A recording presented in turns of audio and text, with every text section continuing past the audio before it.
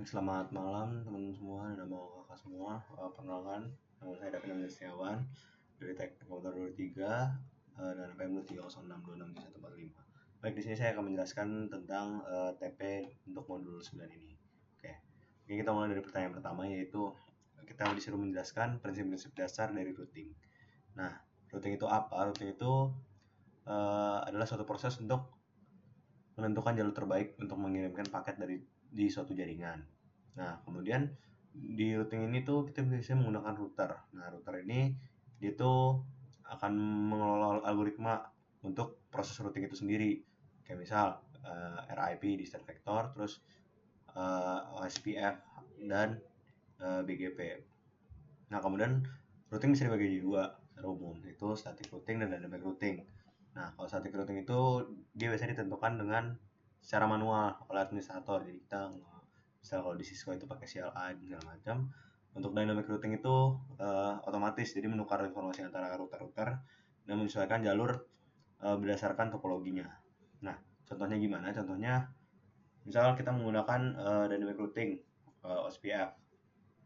Nah, ini menyesuaikan secara otomatis dengan perubahan topologi. Jadi ngelihat topologinya ada kayak gimana, terus mengoptimalkan performa, milih jalur tercepat dan paling efisien untuk mengirim data, kemudian mengelola aliran data yang akhirnya setelah memilih jalurnya, terus saya udah mengirimkan aliran data melalui jalur yang paling efisien tersebut.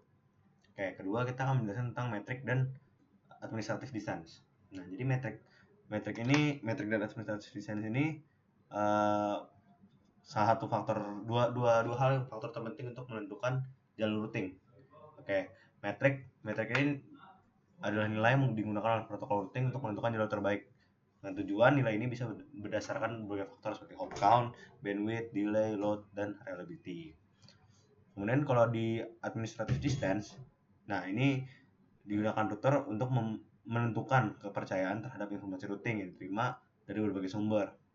Semakin rendah nilai administrative distance-nya, semakin dipercaya informasi tersebut. Oke.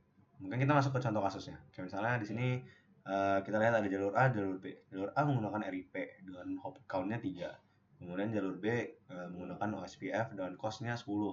Nah, kalau kita misal menggunakan metrik doang, dilihat kalau misalnya hop count di jalur A itu rendah gitu. Jadinya ya udah terlihat paling efisien jalur A. Namun kalau dipertimbangkan melalui administrative distance, router akan memilih jalur B karena OSPF memiliki administrative distance lebih rendah dibandingkan RIP. Nah, ini menunjukkan kalau informasi OSPF itu dapat lebih dipercaya. Oke, kemudian selanjutnya perbedaan dari static routing dan dynamic routing. Nah, oke. Untuk static routing tadi kan sudah disinggung, bahwasannya ini tuh konfigurasinya manual oleh administrator ke jaringan. Administrator jaringan, dan setiap router harus dimasukkan secara manual ke tabel routing.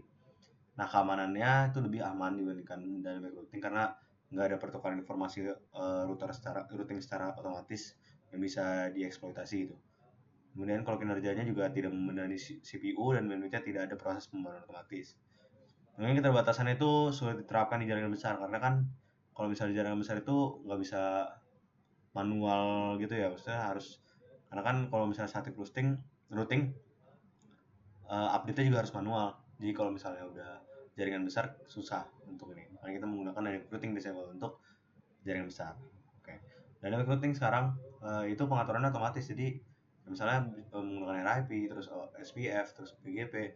Nah, jadi memperoleh tabel routingnya tuh secara otomatis. Kemudian adaptabilitasnya lebih tinggi, jadinya update-nya itu secara real time gitu. Jadi ideal untuk jaringan besar dan kompleks. Nah, tapi membutuhkan lebih banyak sumber daya CPU dan bandwidth untuk menjalankan algoritma routing itu. Keamanannya itu biasanya memerlukan informasi tambahan, konfigurasi tambahan biar memastikan keamanannya lebih lebih baik lah.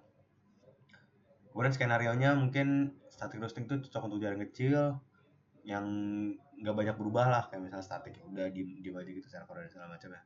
Untuk dynamic routing itu ideal untuk kayak misalnya jaringan perusahaan besar, terus kayak pelayanan internet kayak ya ya pelayanan internet pada umum lah dan jaringan besar utamanya. Oke, selanjutnya di sini saya akan menjelaskan tentang desktop address, forwarding interface. Nah, jadi pertama mungkin kita langsung masuk ke desktop address aja.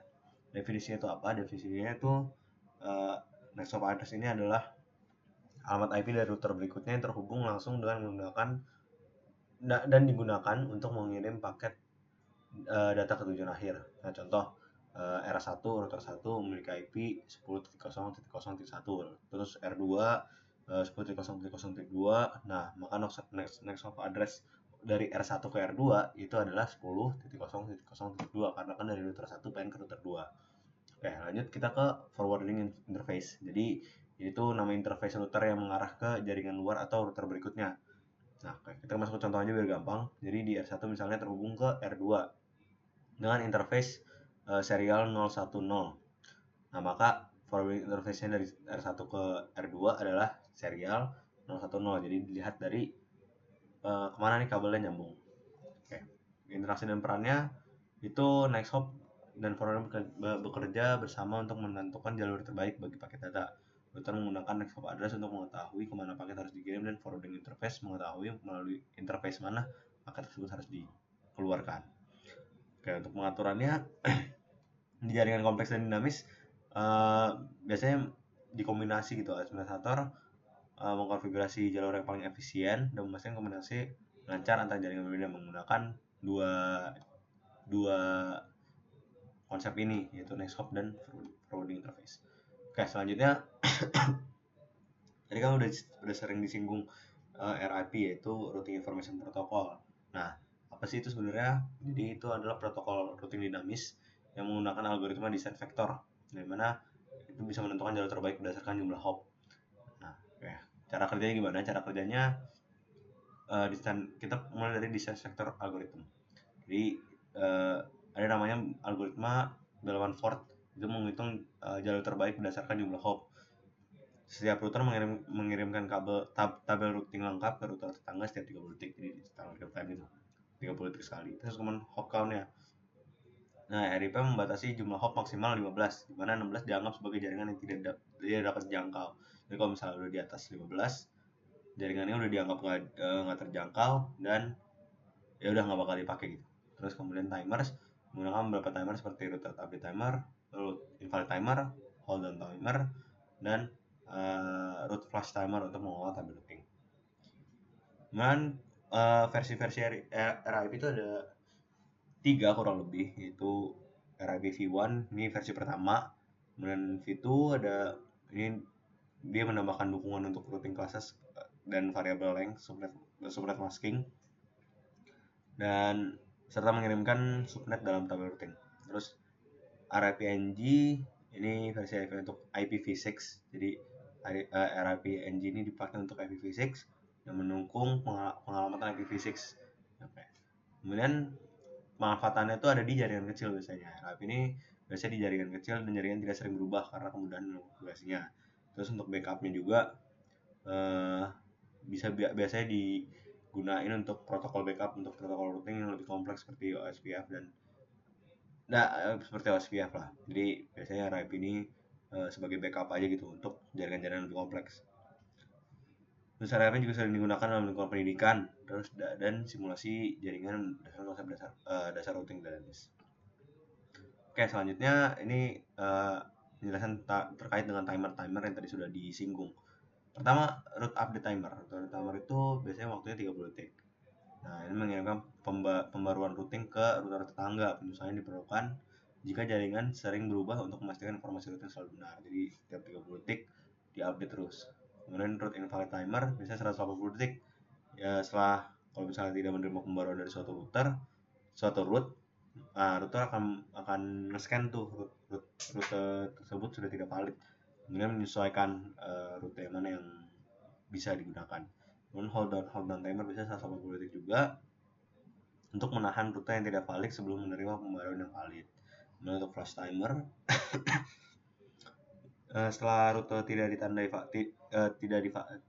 tidak valid, akhirnya di flash timer ini dihapus rute tersebut dari tabel routing. Nah, ini untuk menyesuaikan rute untuk routing. Kemudian ada auto summarization pada replay. Nah, fungsinya apa? Fungsinya itu ini mengotomatisasi merangkum rute-rute jaringan yang ke dalam rute yang lebih umum dengan melatih batasan jaringan utama.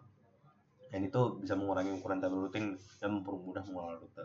Keuntungannya apa? Keuntungannya mengurangi tabel routing, menghemat memori, terus mempermudah administrasi yang kecil dan sederhana. Kemudian kerugiannya bisa menyebabkan masalah routing sih pada jaringan. Ya, kalau misalnya lebih kompleks, kayak misalnya menggunakan subnetting atau ekstensif. Nah, karena rute yang dirangkum mungkin nggak mencerminkan topologi jaringan yang asli gitu. Oke, kemudian ada konsep passive interface. Nah, di passive interface ini kita masuk ke non aktif pembaruan, non aktif update. Jadi dengan mengaktifkan konsep ini pada suatu interface, router itu nggak akan menginginkan update routing melalui interface tersebut, tapi masih akan menerima pembaruan dari router lain. Nah, keamanannya ini dia itu mengurangi resiko keamanan dengan membatasi informasi routing disebar ke jaringan yang tidak percaya. Efisiensinya mengurangi penggunaan bandwidth biasanya karena pembaruan routing nggak dikirimin secara berkala melalui interface kalau misalnya nggak diperlukan. Nah, manfaatnya apa? Manfaatnya tadi salah satunya lebih aman lah untuk jaringan-jaringan yang rawan itu atau tidak dipercaya.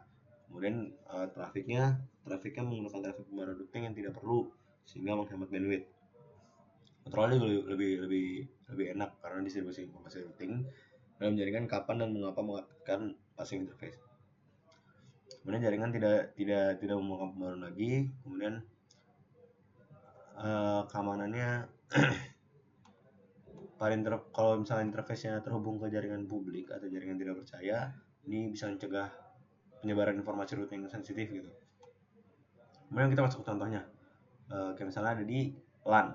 Nah, interface ini tidak perlu mengirim pembaruan routing karena semua perangkat dalam jaringan itu sudah saling terhubung. Kan kalau pakai LAN kan ya udah lokal-lokalnya aja. Kemudian untuk internet, nah kalau ini harus diatur sebagai passive interface biar mencegah penyebaran informasi routing ke internet. Kemudian VPN ini interface-nya bisa diatur juga sebagai passive interface jika tidak diperlukan pembaruan routing pada jaringan. Mungkin sekian saja penjelasan TP kali ini. Sekali lagi terima kasih.